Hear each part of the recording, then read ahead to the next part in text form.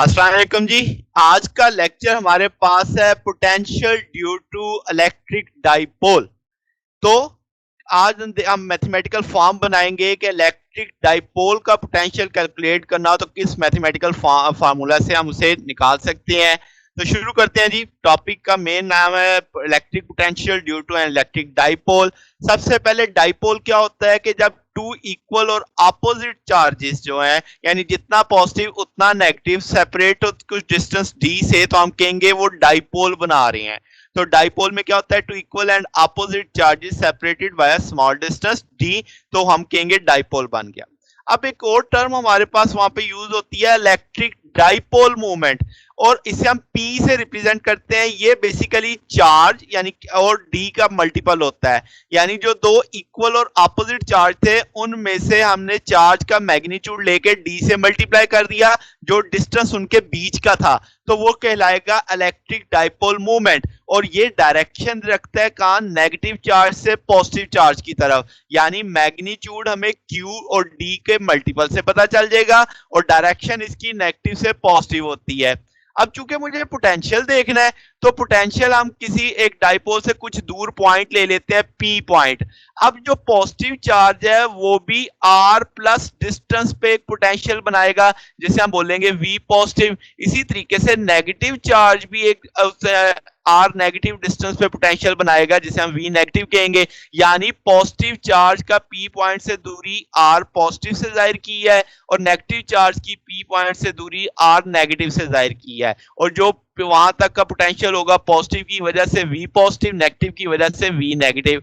अब हम जानते हैं स्केलर चीज है पोटेंशियल, तो सिंपल अलजेब्रिक सम होगा, तो पोटेंशियल को सादा सादा जमा किया तो दो ही तो पोटेंशियल है, पॉजिटिव और नेगेटिव, मैंने सम कर दिया। अब मैं जानता हूं क्योंकि ये आपके पास चार्जेस है तो 1/4πε0 Q ओवर R आना था, तो पॉजिटिव की वजह से positive Q by R plus आ जाएगा, नेगेटिव की वजह से negative Q by R negative आ जाएगा, यानी दूरी जो डिस्टेंस है उसका नाम R पॉजिटिव और R नेगेटिव रखा हुआ है। तो यहां से Q नेगेटिव बाहर लेना हो तो ये नेगेटिव की वजह से दरमियान में माइनस आ जाएगा। अब अगर आप इसका एलसीएम उठाते हो तो वो बनेगा R प्लस R माइनस और R minus minus R plus आ जाएगा। तो जनाब यहां ये अब फार्मूला बन गया मेरे पास जो कि मुझे इलेक्ट्रिक डाइपोल का पोटेंशियल समझा रहा है। मगर इसमें थोड़ा सा डिफरेंट पॉइंट देखते हैं कि अगर आपके पास जो जैसे आमतौर पे होता है कि P पॉइंट डाइपोल से बहुत दूर है, जैसे R जो दूरी थी वो very very greater than D है, तो क्या है कि हम ये देख लेते हैं कि अजाफी फासले को कैसे, कि अगर आप एक प्रोजेक्शन गिराते हो तो वहां से ये R माइनस R प्लस जो है वो D cos थीटा बन सकता है। थीटा के साथ वाला कंपोनेंट आपके पास D cos ऑफ थीटा आ जाएगा, तो इसका मतलब अब मुझे पता है R negative R positive D cos theta है, और दोनों डिस्टेंस जब मल्टीप्लाई करेंगे R नेगेटिव R पॉजिटिव तो R स्क्वायर हो जाएगा।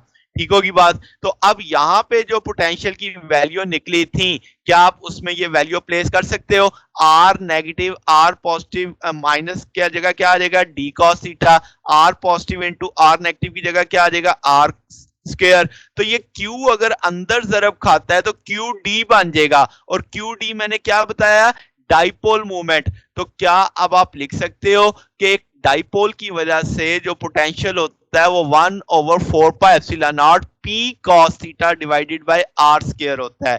तो ये जनाब दोनों टूल अब आपके पास हैं, आप इसमें देख सकते हैं कि भाई पोटेंशियल इन जनरल फार्मूला आप ऐसे है, और जब आप ऑब्जर्व करोगे कि P पॉइंट काफी दूर है डाइपोल से तो आप उसको किस तरीके से समझा सकते हो, P cos theta over R square. Numerically ज्यादा यही फार्मूला इस्तेमाल होगा, 1/4πε0 P cos theta over R square. ये पोटेंशियल आ गया due to electric dipole. Okay हो गया। तो ये जनाब छोटा सा एक टॉपिक था हमारे पास, अगर आपको इसमें कोई बात पूछनी हो, कोई चीज क्लियर करनी हो तो आप कमेंट्स में पूछ सकते हैं। वीडियो अच्छी लगी तो वीडियो को लाइक कीजिएगा और दोस्तों के साथ भी शेयर कीजिएगा, और चैनल को भी सब्सक्राइब कर दें। आज के लिए बस इतना ही, बाकी इंशाल्लाह फिर नेक्स्ट देखेंगे। ओके, अल्लाह हाफिज।